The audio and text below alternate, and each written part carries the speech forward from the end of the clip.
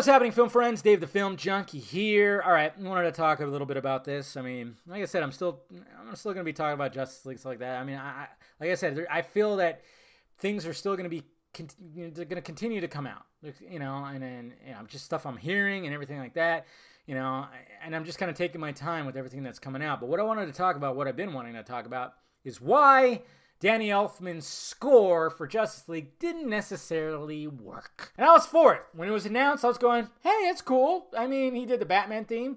He did, he's done many other themes, stuff like that. He's, of course, when you think Tim Burton, it's just synonymous with Danny Elfman and everything. So I had hopes. My hopes were high. And then when the soundtrack started coming out, the score and everything, I was listening to it and I'm like, a lot of it sounds pretty good. Some of it, and then of course we had some that just sounded, I made a short video where it just sounded like the Avengers goddamn theme. But I think the main reason why his score really didn't work when you listen to it, sometimes it does. I'm not saying that is shit all the way around. Sometimes it works. I think even with the opening, it kind of does work, especially with the DC logo and everything. I think that was pretty cool. But I think the main reason why it didn't work is because we're just spoiled by fucking Hans Zimmer. When you have Hans Zimmer do Man of Steel and Batman vs Superman, and he creates like these new themes that just have so much there's guitar, there's big loud drums, it's just so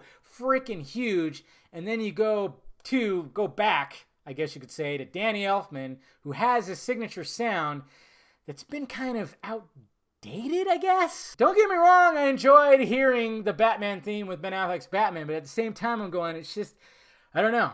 It just didn't work as well as I was hoping it was going to. And then he tried to incorporate John Williams' Superman theme in part of it, and that just didn't really work at all.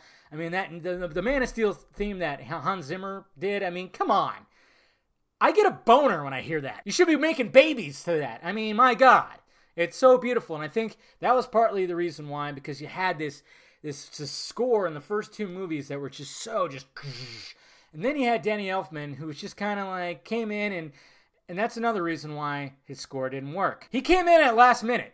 He even said in an interview that he got called, and he said, do you want to do this? By Joss Whedon, by the way. Do you want to do this? And if you do, you're coming in tomorrow and getting to work. That's how quick. That's how last minute it was. And then he didn't even have footage to go off of. Usually these composers have footage to go off of and they can make the music. No, he had nothing but storyboards. That's how much of a fucking mess this goddamn movie ended up being. This movie that I was defending up and down that, oh no, it's okay, they wouldn't do this. They wouldn't try to rush this movie and try to reshoot a whole goddamn movie in 6 months. No, they try to do that. And one of the aspects of that was calling Danny Elfman and turning down Junkie XL, who probably had some pretty awesome shit. And I hope his music gets released somehow in some form. I don't care what it is.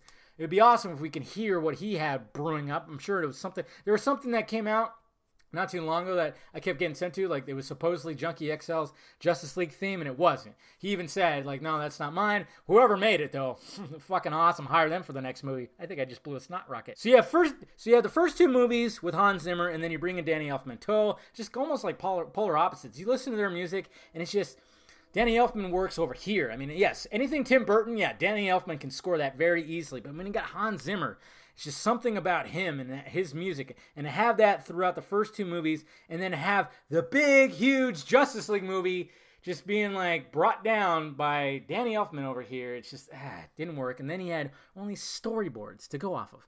Storyboards! How is somebody supposed to really do that? And he didn't have a lot of time. And he acted like kind of like an egotistical prick, saying like, oh, you don't change the themes, because he wanted to keep the Batman thing, which is fine. I just wish he kind of updated it a little bit. He just basically used the same theme. If he used something a little more updated, I don't know, add a little bit more to it, make it a little more metal. But they weren't trying to make it metal. They were trying to make it as unmetal as possible. And they did it. They were successful at it. So, yeah, there you go. That's why. It just didn't really work. And I wouldn't be... It's just, I don't know. It sucks. They should have just kept Junkie in there, but they were trying to de-Snyder the shit out of the movie. But hopefully we get to hear some of that later. Who knows, guys? Let me know your thoughts about it down below. What do you think about this and everything I've said? Hit that like, thumbs up button if you'd be so kind. Subscribe to this channel. Subscribe to the other channel, too. Follow me in the social media stuff floating above my head. Talk to you later.